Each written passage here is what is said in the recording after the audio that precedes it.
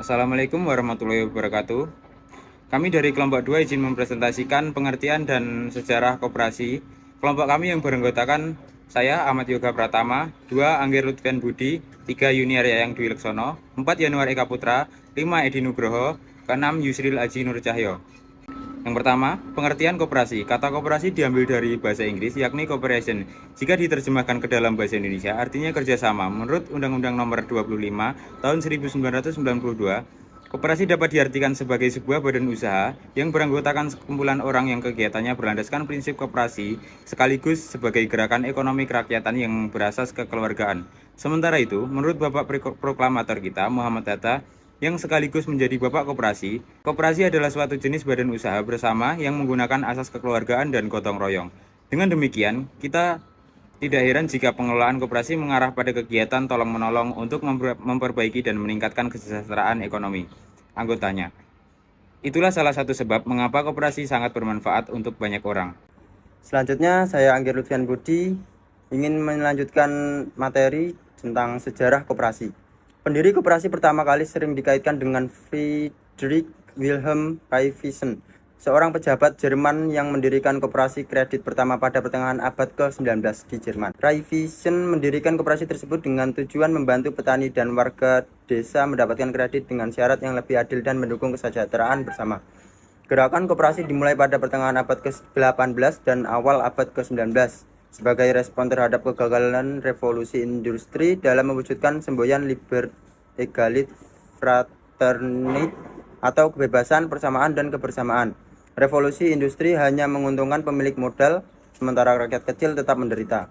Koperasi pertama didirikan di Rochdale, Inggris pada tahun 1844 oleh 28 anggota yang sukses menerapkan prinsip-prinsip koperasi, seperti keanggotaan terbuka, pengawasan demokratis, dan pembagian hasil usaha berdasarkan kontribusi.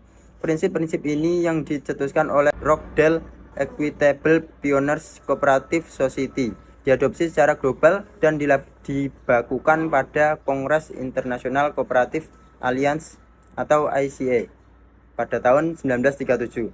Koperasi muncul sebagai bentuk perlawanan terhadap kapitalisme yang merugikan rakyat kecil. Dengan memberikan alternatif ekonomi melalui kerjasama, gerakan ini menyebar ke berbagai negara dengan tujuan meningkatkan kesejahteraan anggota.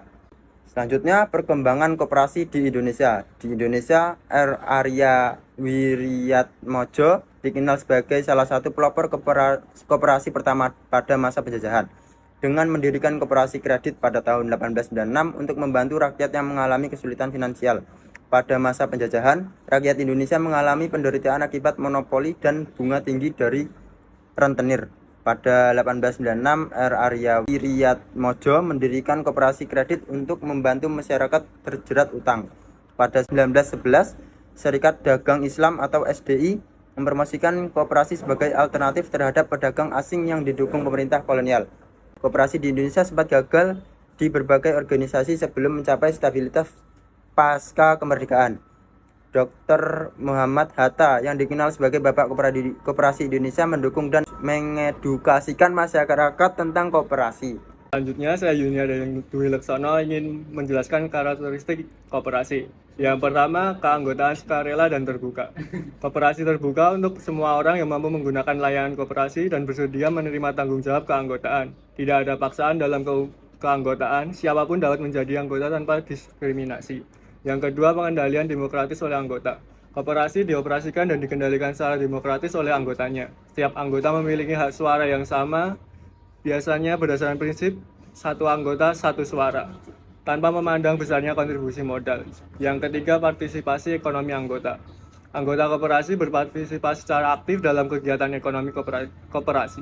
Mereka berkontribusi terhadap modal koperasi dan berbagai keuntungan serta manfaat yang dihasilkan berdasarkan partisipasi dan transaksi yang mereka lakukan dengan koperasi. Yang keempat, otonomi dan kemandirian. Koperasi merupakan organisasi yang otonom dan mandiri, dikendalikan oleh anggotanya sendiri. Jika koperasi menjalin kemitraan atau menerima modal dari pihak luar, hal ini harus dilakukan dengan cara yang mempertahankan kontrol demokratis anggota dan kemandirian koperasi. Yang kelima, pendidikan, pelatihan, dan informasi. Koperasi memberikan pendidikan dan pelatihan kepada anggotanya, pengelola, dan karyawannya agar mereka dapat berkontribusi lebih efektif. Koperasi juga memberikan informasi kepada publik tentang manfaat dan peran koperasi. Saya Yanwar Eka Putra melanjutkan. Yang keenam adalah kerjasama antar koperasi. Koperasi bekerja sama dengan koperasi lain di berbagai tingkat, lokal, nasional, dan internasional, untuk memperkuat gerakan koperasi secara keseluruhan. Hal ini memungkinkan koperasi untuk berbagi sumber daya, pengalaman, dan peluang. Yang ketujuh adalah kepedulian terhadap komunitas. Koperasi berkomitmen untuk pembangunan berkelanjutan komunitas mereka melalui kebijakan yang disepakati oleh anggota. Mereka berupaya meningkatkan kesejahteraan sosial, ekonomi, dan budaya komunitasnya. Yang kedelapan adalah sisa hasil usaha atau SHU.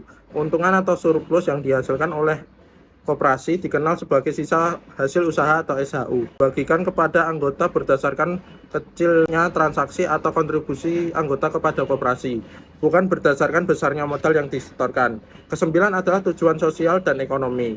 Koperasi tidak hanya fokus pada keuntungan ekonomi, tetapi juga bertujuan untuk meningkatkan kesejahteraan anggotanya dan komunitas sekitar.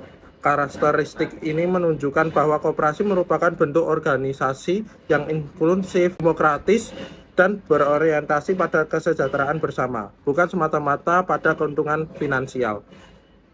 Saya Edi Nugroho akan melanjutkan materi prinsip koperasi. Koperasi berbeda dengan badan usaha lainnya karena proses berdirinya berdasarkan pada prinsip-prinsip koperasian. Adapun prinsip-prinsip tersebut berupa 1. Keanggotaan bersifat sukarela dan terbuka. Pengertian dari bersifat sukarela adalah seorang harus sukarela menjadi anggota koperasi atau tidak ada paksaan. Bahkan tidak hanya untuk menjadi anggota saja. Untuk keluar dari keanggotaan koperasi juga harus sukarela berdasarkan keinginan sendiri. Sementara maksud dari bersifat terbuka adalah tidak ada diskriminasi antar anggota koperasi.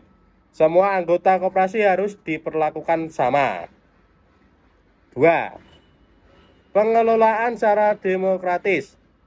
Di sini koperasi dalam pengelolaannya harus dilakukan atas kehendak dan keputusan para anggota. Di sini, anggota koperasi memegang dan melaksanakan kekuasaan tertinggi dalam koperasi. 3. Pembagian sisa hasil usaha dilakukan secara adil sebanding dengan besarnya jasa usaha masing-masing anggota. Pengertian dari prinsip ini adalah untuk mewujudkan nilai kekeluargaan dan keadilan. Maka pembagian sisa hasil usaha kepada anggota berdasarkan pertimbangan jasa usaha anggota koperasi, tidak semata-mata berdasarkan modal yang dimiliki seseorang dalam koperasi. Jadi, pembagian SHU tidak hanya berdasarkan modal, melainkan juga berdasarkan jasa usaha setiap anggota koperasi.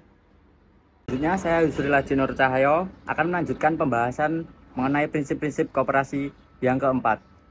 Yang keempat adalah pembagian balas jasa yang terbatas terhadap modal.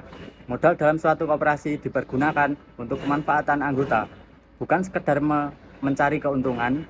Oleh karena itu, balas jasa terhadap modal yang diberikan kepada para anggota juga terbatas dan tidak didasarkan pada besarnya modal yang diberikan. Adapun yang dimaksud secara terbatas yaitu wajar, tidak melebihi suku bunga yang berlaku di pasar. Kemudian yang terakhir, yang kelima, ada kemandirian. Mandiri artinya suatu koperasi harus berdiri sendiri, tanpa bergantung pada pihak lain yang didasarkan atas kepercayaan kepada pertimbangan, keputusan, kemampuan, dan usaha sendiri. Dalam kemandirian terkandung pula pengertian kebebasan yang bertanggung jawab. Otonomi, swadaya, berani mempertanggungjawabkan perbuatan sendiri, dan kehendak untuk mengelola diri sendiri. Kemudian selanjutnya ada contoh kasus serta keterkaitan materi. Contoh kasus keterkaitan serta keterkaitan materi yang pertama ada kasus kegagalan dalam mengelola keuangan. Kasus ini menunjukkan bahwa fungsi ekonomi koperasi tidak berjalan dengan baik. Akibatnya anggota tidak mendapatkan keuntungan yang diharapkan, bahkan bisa mengalami kerugian. Hal ini juga dapat merusak kepercayaan anggota terhadap koperasi. Yang kedua ada kasus konflik internal. Kasus ini menunjukkan bahwa fungsi sosial koperasi terganggu. Konflik internal dapat menyebabkan perpecahan di antara anggota dan menghambat kerjasama dalam mencapai tujuan bersama. Kemudian sekian presentasi dari kelompok kami. Jika ada kurang dan lebihnya, kami mohon maaf. Sebelum presentasi kami tutup, untuk teman-teman semua yang ingin mempertanyakan mengenai pembahasan yang sudah kami presentasikan, bisa disisipkan di kolom komentar. Sekian dari saya, jika ada kurang dan lebihnya mohon maaf. Wassalamualaikum warahmatullahi wabarakatuh.